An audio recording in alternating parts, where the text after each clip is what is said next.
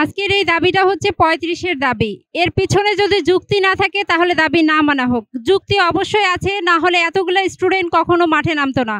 প্রথমত বলতে চাই, বৈষম্য বিরোধী কোটা আন্দোলন যেটা হয়েছিল এর সাথে রিলেটেড সম্পর্কই এই ৩৫-এর দাবি। কোটা আন্দোলনের মূল উৎস কি? চাকরিতে কোটা, অর্থাৎ চাকরি পাওয়ার যোগ্যতার জন্য কোটা আন্দোলন হয়েছে, যার কারণে আমাদের দেশটা আজকে স্বাধীন। অতএব সেই চাকরির জন্য যেখানে কোটা আন্দোলন হয়েছে সেই চাকরিতেই যদি আমরা ঠিকমতো অ্যাপ্লাই না করতে পারি, ঠিকমতো যোগ্যতা প্রদর্শন না করতে পারি, তাহলে সেই কোটা আন্দোলনের কোনো মানে হয় না।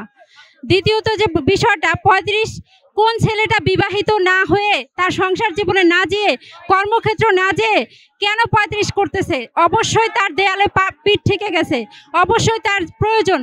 প্রত্যেকে স্বপ্ন দেখে যে সরকারি চাকরি করবে, সেই স্বপ্নের পিছনে ছুটেই আজকে ৩৫-এর দাবি। অতএব ৩৫-এর দাবিটা অবশ্যই যৌক্তিক। আর সরকারের কাছে বলতে চাই, আপনারা যদি ৩৫-এর দাবিকে অযৌক্তিক ভাবেন, অনেকে এটাকে হাস্যকর ভাবতেছে, কিন্তু এটা যদি হাস্যকরই হয়ে থাকে তাহলে আপনারা এই শিক্ষা ব্যবস্থাকে পরিবর্তন করেন। শিক্ষা ব্যবস্থা আপনারা ২৬-২৭ বছর ধরে শিক্ষা ব্যবস্থা, অনার্স লাইফ, কে কয়জন বলতে পারবে অনার্সে কি পড়েছে? কেউ বলতে পারবে না। অতএব অনার্সের যদি পড়াশোনা আমি ৪-৫ বছর ৬ বছর সেশন জট করে আমি পড়াশোনা করে কিছুই নেই, আমি চাকরি পাচ্ছি না, তাহলে এই পড়াশোনার মানে কি হয়? অতএব পড়াশোনার সময়সীমা কমাক, না হলে ৩৫-এর দাবি মেনে নিক। ছাত্রদের দাবি ৩৫ চাই, সরকারি চাকরিতে প্রবেশের বয়স ৩৫ চাই, এটা ছাত্রদের দাবি। কারণ আমরা কোনো বৈষম্য চাই না। কোঠা বৈষম্য যেহেতু হয়েছে, কোঠার সাথে এটা সম্পৃক্ত।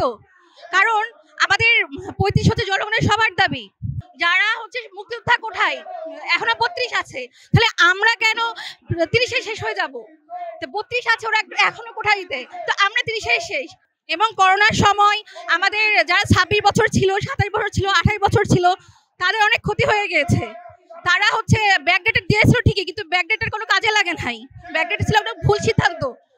আবার যা করোনার পরে যে পরীক্ষাগুলো হয়েছে, সেই পরীক্ষাগুলো হচ্ছে একদিনে ২টা, একদিনে 3টা, 4টা, 6টা, 12টা, 17টা পরীক্ষা হয়েছে। এতে আমাদের কোনো কাজে লাগেনি। এই পরীক্ষাগুলো যদি আলাদা দিনে হতো তাহলে পারে অবশ্যই কেউ না কেউ টিকতো, কোনো না কোনো পরীক্ষায় উত্তীর্ণ হতো। এটা আমাদের জন্য বিশাল লস। এই করোনাকালীন সময়, তারপরে মুক্তিযোদ্ধা কোঠা, তারপর দুর্নীতি, নিয়োগ দুর্নীতি, আবার বিগত সরকারের ইচ্ছামতো লোক বসানো, সব মিলায়ে আমরা বৈষম্যের শিকার। আর এই বৈষম্য দূর করার জন্য আমাদের ৩৫ অবশ্যই চাই। তাই আমাদের একটাই দাবি, সরকারি চাকরিতে প্রবেশের বয়স আমাদের ৩৫ করতে হবে।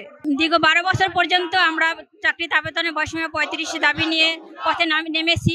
একটু আমি পিছনে ইতিহাস বলতে চাই যে ২০১৯ সালে আমরা প্রেস ক্লাবের সামনে প্রায় ১ মাস অনশনরত অবস্থায় ছিলাম। আমার অনেক ভাই অসুস্থ হয়ে পড়েছে, আমরা অসুস্থ হয়ে হসপিটালাইজ হয়েছি। কিন্তু দুঃখের কথা, তখনকার ক্ষমতাধর সরকার আমাদের কোনো দাবি মেনে নেয় নাই। অতএব এই দাবি অযৌক্তিক নয়। বিশ্বের প্রায় ১৬৮টি দেশে চাকরিতে আবেদনের বয়সীমা ৩৫-৫৯ বছর পর্যন্ত। আমরা দেখেছি শ্রীলঙ্কায় ৪৫, আমরা দেখেছি পার্শ্ববর্তী দেশ আমাদের পশ্চিমবঙ্গে ৪০, করোনার পর সেখানে চাকরির বয়সীমা ৩৮ থেকে ৪০ করেছে। আমরা দেখছি আমেরিকার, যেখানে অবসরের আগের দিন পর্যন্ত চাকরিতে যোগদানের সুযোগ থাকে। এবং পূর্ববর্তী যারা ক্ষমতাসীন সরকার ছিল তারা অজুহাত দেখিয়েছেন যে পেনশনজনিত জটিলতা। আচ্ছা, বিশ্বের উন্নত দেশগুলোতে যেখানে চাকরির আবেদনের বয়সীমা ৩৫ থেকে শুরু করে ৩৫+, সেই দেশগুলোতে যদি পেনশনজনিত জটিলতা না আসে, তাহলে আমাদের দেশে পেনশন জটিলতা আসার কথা না, যদি আমাদের দেশের নীতি নির্ধারকগণ সেই দেশের নীতিকে অনুসরণ করে। হ্যাঁ, ঠিক ৩০ হলেও সরকারের চাকরিতে যে পরিমাণ নিয়োগ হবে, ৩৫ হলেও সেম পরিমাণই নিয়োগ হবে। শুধুমাত্র আমাদের বয়সটাকে, আমাদের মেধাটাকে যাচাইয়ের জন্য আমরা 5টা বছর সুযোগ চাচ্ছি। আমরা বহির্বিশ্বের সাথে তাল মিলিয়ে সুযোগ চাচ্ছি, কারণ 1991 পরে এদেশে আর চাকরিতে আবেদনের বয়সীমা বাড়েনি। বেড়েছে মানুষের মাথাপিছুর আয়, বেড়েছে শিক্ষাগত যোগ্যতা, বেড়েছে মানুষের গড় আয়ু, কিন্তু দুঃখের বিষয় বাড়েনি শুধুমাত্র চাকরিতে আবেদনের বয়সসীমা। হ্যাঁ, শুধুমাত্র সরকারি না, যদি সরকারি আবেদনের বয়সসীমা ৩৫ করা হয় তাহলে দেখা যাবে যে প্রাইভেট সেক্টরগুলোতে আবেদনের বয়সসীমা ওরা বাড়াবে। হ্যাঁ, অনেকেই মনে করেন যে ৩৫ হলে কেউ ৩৫-এর জন্য ৩৫ বছর পর্যন্ত চাকরিতে অপেক্ষা করবেন না। যখন সে দেখবে যে তার হাতের দীর্ঘ সময় আছে, তখন কেউ নিজেকে ব্যবসা, কেউ চাকরি, অন্য কোনো সেক্টর নিজেকে আবদ্ধ রাখবেন এবং চাকরির জন্য পরীক্ষা দিতে থাকবেন। হ্যাঁ, যদি তার কখনো মেধা যোগ্যতা সে চাকরি 35-এর মধ্যে না পায়, তাহলে তার সেই ব্যবসা বলুন, তার উদ্যোক্তা বলুন, চাকরি বলুন, প্রাইভেট সেক্টরে বলুন, সেই জায়গায় সে সেটেল হয়ে যাবে। কিন্তু যখন 30-এর পরে পর্যন্ত তার চাকরি না হয়, সেই যুবকটা হতাশ হয়ে পড়ে, সেই যুবকটা পরিবার বিপদগামী হয়ে পড়ে। এই হতাশাগ্রস্ত যুবক দেশের জন্য অভিশাপ, কারণ গোটা জাতি তখন অন্ধকারে ডুবে যায়। এই ছাত্ররাই দেশের ভবিষ্যৎ, এই ছাত্ররাই দেশের সম্পদ, এই ছাত্ররাই দেশের বৈষম্য বিরুদ্ধে আন্দোলন করে, বৈষম্য বিরুদ্ধে ছাত্র আন্দোলন করে এই দেশটাকে স্বাধীন করেছে। তাই আমরা চাই স্বাধীন দেশে আমাদের এই দাবি, যৌক্তিক দাবিটাকে অনতিবিলম্বে মেনে নেওয়া হোক।